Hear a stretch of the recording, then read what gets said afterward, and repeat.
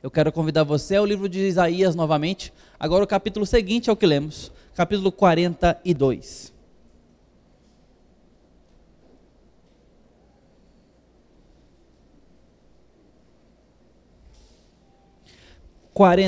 Isaías 42.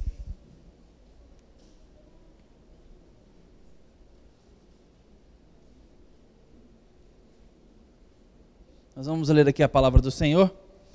Diz assim a palavra de Deus, a partir do primeiro verso até o 9. Eis aqui o meu servo a quem sustenho, o meu escolhido, em quem a minha alma se compraz. Pus sobre ele o meu espírito e ele promulgará o direito para os gentios.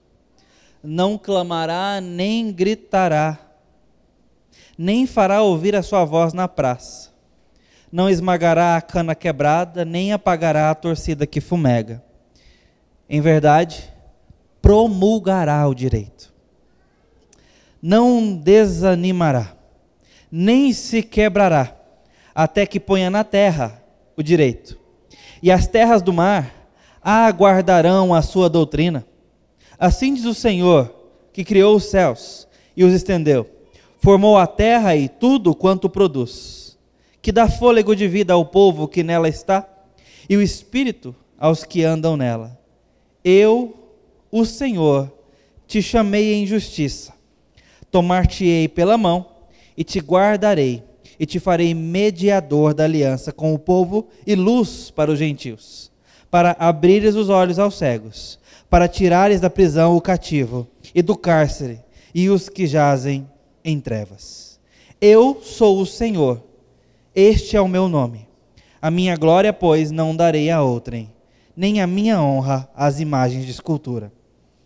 Eis que as primeiras predições já se cumpriram, e novas coisas eu vos anuncio, e antes que sucedam, eu vos farei ouvir. Essa é a palavra do Senhor a nós. Vamos orar e pedir a Deus misericórdia e graça, para que a palavra dele chegue ao nosso coração de forma poderosa e oportuna. Ó Deus, em nome de Jesus Cristo, nós estamos diante da palavra do Senhor e pedimos misericórdia. Pedimos que o Senhor fale conosco. O Senhor sabe para quê e por que designou essa palavra ao teu povo. E agora, nesse momento, nós te pedimos, tenha misericórdia de nós e fale conosco. No nome do Santo Jesus. Amém. Irmãos, a breve meditação, embora uma exposição bíblica, que eu quero deixar para a igreja agora, nesse momento, desse texto, é para gente fraca, ou gente que está fraca, ou fragilizada, é para gente que está rachada. Se você está forte, se está tudo bem, se você nunca se sentiu melhor, quero te dizer que, infelizmente, não é com você nem esse texto, nem essa pregação. Permissão para se distrair. Pode beber água. Mas, se não é o seu caso, se você tem se sentido frágil, cansado, exausto, exausta, se você anda mais nervoso, nervosa do que antigamente, do que outro momento, talvez até mesmo do que o ano passado, mais impotente, menos animado, mais desesperançado, eu quero te dizer que esta palavra, dita pelo profeta Isaías, mencionando Jesus Cristo, é para você hoje em 2021, nesse domingo. E eu não estou fazendo aqui uma forçação de barra. Não, nós temos razão hermenêutica para isso. Temos razão de interpretação bíblica para isso. Isaías está profetizando sobre coisas que vão acontecer em breve e no futuro, depois que Cristo volta. Cristo nem tinha chegado na terra. E Isaías foi um dos profetas que teve o privilégio de profetizar que ele viria, morreria e voltaria. E se ele não fala da volta de Cristo com todas as letras, ele fala do novo céu e da nova terra com todas as letras. E esse novo céu e nova terra são inaugurados com a volta de Cristo. No capítulo 53, esse profeta vai detalhar para nós sobre o sofrimento de Cristo e morte. E eu digo detalhar porque ele vai falar com muitas palavras.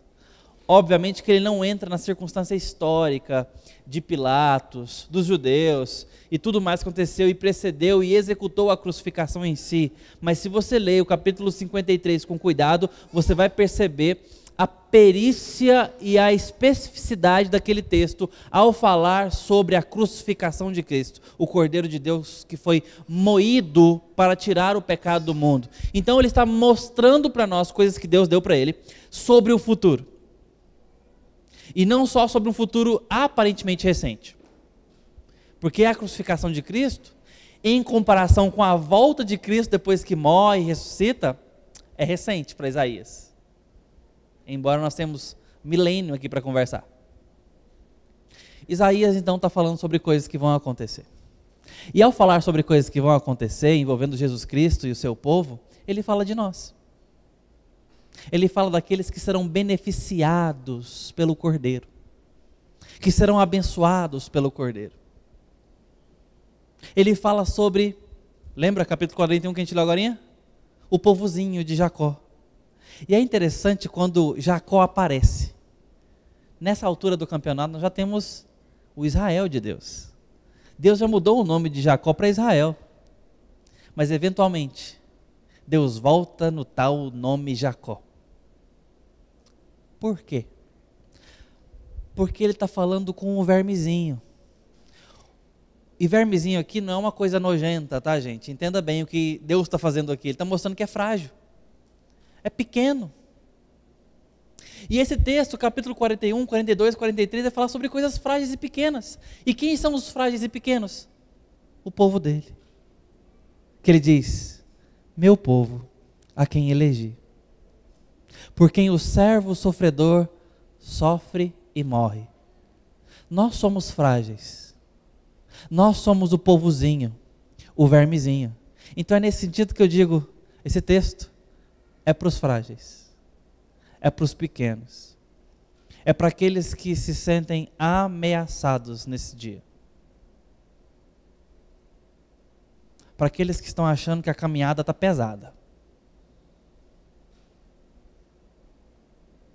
para aqueles que estão achando que viver não está compensando. Não é nem se o comércio vale a pena deixar a porta aberta, porque hoje não apareceu o cliente. Não está compensando trabalhar, pastor. Com esse negócio todo, essa loucura toda que está acontecendo, não está compensando. Não, é mais grave do que isso. Tem gente que não tem achado que viver está compensando, porque está pesado demais. E eu sei que muitos nesse momento estão lutando pela vida. Estão lutando para respirar. Né? Só que outros vivos, por todo esse peso, por todo esse cansaço, essa dificuldade de 2020, de 2021, a desesperança, a apatia, o desgaste, as frustrações múltiplas, consecutivas e acumuladas, tem mostrado para nós que nós não somos tão poderosos como achamos que éramos outro momento. E aí eu leio esse texto e vejo, ei, eu me identifico com essa fragilidade aqui. Eu sou um povozinho. Eu estou mais para vermezinho do que para leão.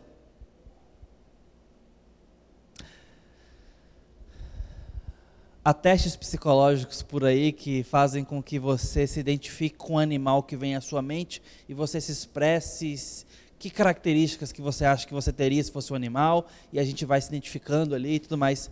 São coisas da terapia. Irmãos, é difícil a gente falar que se identifica com um vermezinho. Mas às vezes a gente é exposto a um espelho tão limpo,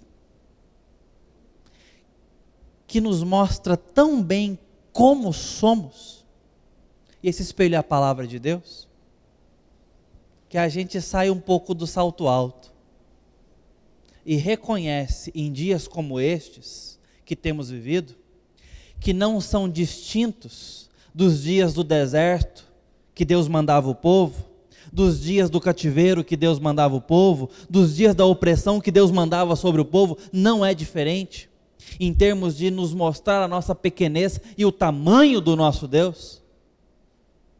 Este momento tem que nos mostrar o tamanho do nosso Deus e a nossa pequenez. Então aqueles que estão fragilizados, abram bem os ouvidos. A palavra de Deus fala com você. A palavra de Deus fala com esse tipo de gente que eu me enquadro. E sabe o que a palavra de Deus fala? Então vamos para o texto. Eis aqui o meu servo. Eis aqui o meu servo a quem sustém o meu escolhido. Quem é este? Jesus. Este é o servo de Jesus. Perdão, o servo de Deus. É aquele que vai sofrer, quem Deus escolheu, a quem a alma de Deus, em quem, perdão, a alma de Deus se alegra. É esse que vai lá em Marcos batizar, um batismo humilhante, de confissão de pecado, e ele que não tem pecado, e Deus vai falar o seguinte: este é o meu filho amado em quem eu tenho prazer, ou em quem eu me comprazo. Deus tem alegria no sofrimento do filho, porque sabe o que o filho vai fazer.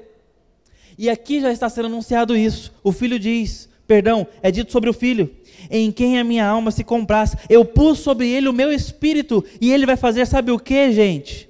Ele vai anunciar e promover o direito aos gentios. Ele vai dar direito a quem não tem. Esses são os gentios, aqueles que não eram povo de Deus por direito. E Deus colocou nele o Espírito para que ele anunciasse o direito a quem não tem. O texto já começou a falar com os pequenos. Começou no capítulo 41, mas agora está direcionando a palavra sobre o Evangelho. Ele vem dar direito a quem não tem. Ele vem promulgar aquilo que não existe. Ele vem dar aquilo que não se tem. Ele vem anunciar aquilo que não se ouviu. Ele vai chegar até aqueles que estão do outro lado do mar. Ele vai chegar a quem não ouviu ainda. Ele vai chegar até gente como a gente, indigno, incrédulo, sujo, fraco. E vai nos dar direito. Vai nos fazer filhos e filhas. Nós não nascemos filhos de Deus. Não são todos filhos de Deus. Não existe isso. Onde você viu isso? No para-choque do caminhão? Não foi na palavra. Para ser filho de Deus tem que ser adotado. Tem que nascer de novo. Na verdade, a Bíblia fala que nós nascemos com outra filiação. Escravos de outro dominador, de um tirano. Nascemos num império tenebroso. E precisamos ser resgatados de lá. Precisamos ser vivificados. É assim que a gente nasce. Mas ele está dizendo que este Jesus vai promulgar o direito aos gentios. E o versículo 2 começa dizendo que ele não clamará, nem gritará, nem fará ouvir a sua voz na praça. Ele vai chegar manso e humilde. Surpreendentemente manso e humilde. Para falar com quem tem ouvidos frágeis. Para falar com gente quebrada. Ele não chegará como os soberanos da terra chegam. Ele não se parecerá com os fortes desse mundo. Na verdade, até aqueles que mais o aguardavam, quando o viram, descreram nele. Como que dizendo, não é possível. É esse o Messias? É esse o libertador que Deus mandou? Isso aqui não faz frente nem a Herodes, que é o problema regional. Imagina o trono de Roma. Imagina contra Nero, Domiciano.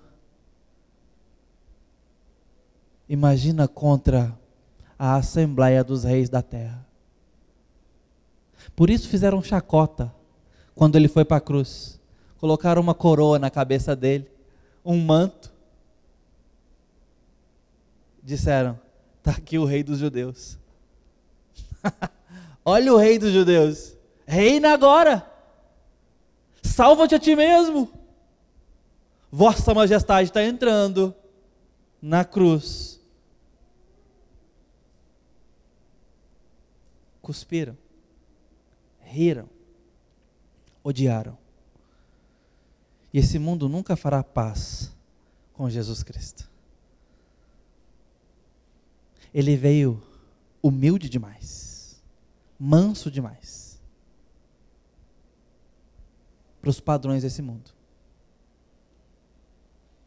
E não é sobre expectativa, é sobre realidade. E a realidade é o que ele fez. O que ele fez? Prometeu e realizou.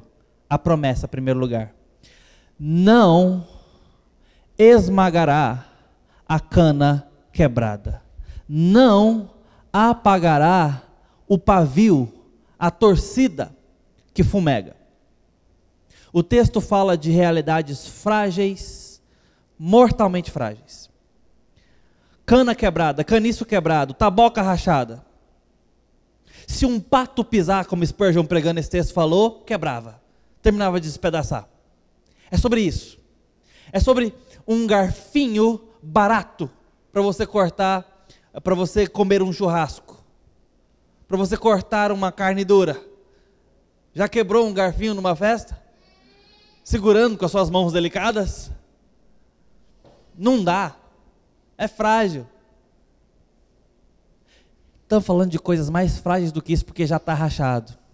O caniço seco e rachado ao chão, coisa frágil, coisa que se quebra, coisa que não se sustenta e nem sustenta outro. Caniço rachado. Aqui está falando sobre figura, para falar de gente. Você se sente assim? O texto está falando com gente frágil, com gente pequena, e está falando sobre isso. Você talvez esteja frágil como um caniço rachado, mas talvez a sua fragilidade esteja tão avançada que talvez essa figura não basta. Você precisa ser comparado a um pavio que fumega. Pastor, como assim um pavio que fumega? Você pode lembrar da lamparina, se for da sua época. Você pode lembrar, de repente, de uma velinha de aniversário, depois que é soprada. Lembra o que as crianças gostam de fazer depois que sopra a vela? Colocar a mão na frente, para que aquele pontinho vermelho, quem sabe, se aqueça novamente. Você entende a fragilidade do calor daquele pavio, depois que está se apagando? Quando é que começa a soltar fumaça? Quando está já sem chama. Começa a soltar aquela fumaça branca, no caso da vela, tá? Por causa, ali está a cera e tudo mais, ó, o combustível dela, começa a soltar aquela fumacinha branca. Esse é o pavio fumegante. Está quase acabando. Parece com você? Você está se sentindo assim hoje? Um pavio fumegando? Pastor, se bater um vento aqui já era. Não me aperta não que eu apago. Não empurra não que eu quebro. Tem gente que eu sei que se eu pegar pelo braço, olhar no olho e perguntar sinceramente, está tudo bem? vai desmoronar. Tem ou não tem? Eu sei. Eu sei que tem. Os irmãos não sabem dos aconselhamentos que estão acontecendo ao longo desses meses. Tá difícil, gente. Tá difícil. A boa notícia é que nem a Bíblia, nem o nosso Senhor tem problema com essa dificuldade. Quem tem é a gente. Ele não. Ele não tem problema com a fragilidade nossa. Muito pelo contrário. Ele deixa ela bem claro para nós. Ele nos conhece e sabe que somos pó. Ele conhece a nossa estrutura. Sabe que somos frágeis. Sabe que está difícil. Por isso ele diz: vinde a mim os que estáis cansados e sobrecarregados, e eu lhes aliviarei e darei descanso e refrigério para a vossa alma. O problema não é ser frágil, o problema é não estar com o forte. O problema não é estar apagando, desanimado, sem fé, incrédulo, fumegando, impotente. O problema é não estar perto do Espírito de Deus. O problema é negligenciar sua palavra, negligenciar aquele que faz as coisas novas, ignorar, não buscar, não clamar, não querer. Tem uma diferença enorme entre uma faísca e nada. Tem um abismo de distância entre uma faísca e nada. Ele não vai terminar de te esmagar. É uma promessa. Não tenha medo do Senhor Jesus. Ele não vai terminar de te apagar. Não é para isso que ele veio. Ele veio para pegar a gente manca, fraca, gente imperfeita, pecadora, para soprar com cuidado, para proteger do vento, da brisa aparentemente inocente da janela, mas que é capaz de te apagar. É capaz de pegar suas fraquezas de caráter, sua fragilidade moral, sua dificuldade de crer e obedecer, para te tratar, para fazer você taboquinha rachada, fraca, frágil, que não para em pé, uma árvore plantada junto a ribeiros das águas. Não só plantada, mas bem nutrida, verde e frutífera, que dá o seu fruto na estação apropriada. E sabe para que é essa metáfora? Para falar que o justo prevalecerá no dia do juízo. Prevalecer, a linguagem hebraica que está ali do Salmo, é joelho firme, de pé com o Senhor Jesus. De pé. Desculpa, Lulu, não vou gritar mais não. De pé, firme, porque Deus te plantou. Dá para entender? O problema não é ser taboca rachada. O problema é não estar nas mãos do agricultor que te enxerta na videira. E o texto então nos diz quem ele é, depois de nos mostrar quem nós somos. Diz assim: não esmagará a cana quebrada, nem apagará a torcida que fumega. Em verdade, ele vai promulgar o direito. Ele vai fazer o que veio fazer. Versículo 4 nos diz quem ele é. E aqui está a solução e a esperança para a gente fraca. Não desanimará, nem se quebrará, até que ponha na terra o direito. E as terras do mar aguardarão a sua doutrina. O problema não é nós desanimarmos. O problema não é nós nos quebrarmos todo.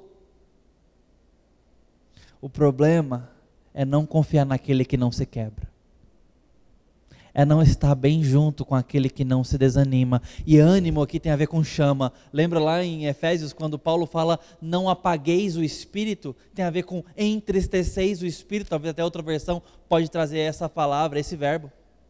Ânimo, alegria, exultação, tristeza, desânimo. Aceso, apagado. Ânimo, desânimo. Ele não se apagará, ele não desanimará, ele não se quebrará, mas ele morre e ressurge como o primogênito dos mortos, para nos adiantar o que há de acontecer com cada um de nós. Esperança no porvir, dias melhores, novo céu, nova terra. Corpo novo, ressurreto, glorificado, santificação completa, comunhão plena, fim das dores, fim da dor, fim do sofrimento, fim de todo lamento, reunião perene com os nossos, onde não haverá mais separação. Irmãos, eu tenho que ver o meu filho chorando toda vez que deixa a irmãzinha. O pai já está fazendo isso há um bom tempo. Agora ver o meu filho fazer isso é clamar por esses céus e essa terra, onde não haverá mais despedida. Nós temos enterrado os nossos e separado o convívio dos nossos amados. Famílias têm se quebrado. Mas haverá um dia que não haverá mais despedida. Sabe por quê? Porque tem um que não se quebra, que não desanima. E aqueles que confiam nele desfrutarão do que ele está fazendo. E isso não é apenas, e eu não estou dizendo que isso é pouco, mas não é apenas para o porvir. É para hoje e agora, dependermos do nosso Senhor, com as nossas fraquezas, com os nossos limites, hoje e agora, confiarmos na sua força, agora, e até que Ele volte. Esse texto é para os frágeis, e um dia, Ele encherá a terra com a sua doutrina. Ai daqueles que não creram e não dependeram da raiz de Davi, do Cordeiro de Deus, que tira o pecado do mundo, que se assenta no trono e voltará para fazer vencedor o juízo dele. Aqueles que estiverem debaixo do seu direito promulgado, celebrarão com ele, e haverá o fim das nossas dores. Mas isso é para os fracos, para os doentes, para aqueles que ousam depender do braço forte do Senhor. Isso não é teoria, queridos irmãos e irmãs. Isso é para ser desfrutado por nós. Então eu quero te desafiar nesse momento a ser sincero, sincera com o seu coração e tomar uma decisão hoje em prol desse Jesus. Como é que você vai sair dessas palavras que você está ouvindo e lendo nesse texto? Que resposta você tem para dar? Louvor, gratidão, adoração ou indiferença, como quem não precisa disso. Ou mesmo aversão, como quem se sente ofendido. São todas respostas válidas, se honestas. As consequências são drasticamente diferentes. E eu quero te provocar a tomar uma decisão. E talvez você escute essa mensagem hoje não sabendo quem é esse Jesus de fato, não tendo relacionamento com Ele. É um assunto, é uma teoria, é uma coisa que minha avó vinha falando, meu pai aprendeu, minha mãe crê, minha esposa que fala desse negócio, meu marido é quem gosta. Querido, isso é com você, para que a sua vida seja transformada e salva para a eternidade. É sobre isso a mesa do Senhor. Uma declaração pública e particular de que o Cordeiro de Deus morreu para que nós tivéssemos vida quando não temos em nós mesmos. E ao comermos da sua carne, bebermos do seu sangue, estamos dizendo: eu me alimento dele para que eu viva e viva eternamente. Se não comer a minha carne e não beber o meu sangue, não tendes vida em vós mesmos. A vida eterna é esta: que creiam no Cordeiro de Deus, que tira o pecado do mundo. Crer a ponto de depender dele para viver, é isso que a mesa do Senhor comunica. Nós comemos dele, porque precisamos dele mais do que do alimento. É isso que o jejum comunica, e a oração comunica, e a comunhão entre os irmãos comunicam. Esses são os meios de graça. Nós dependemos para viver.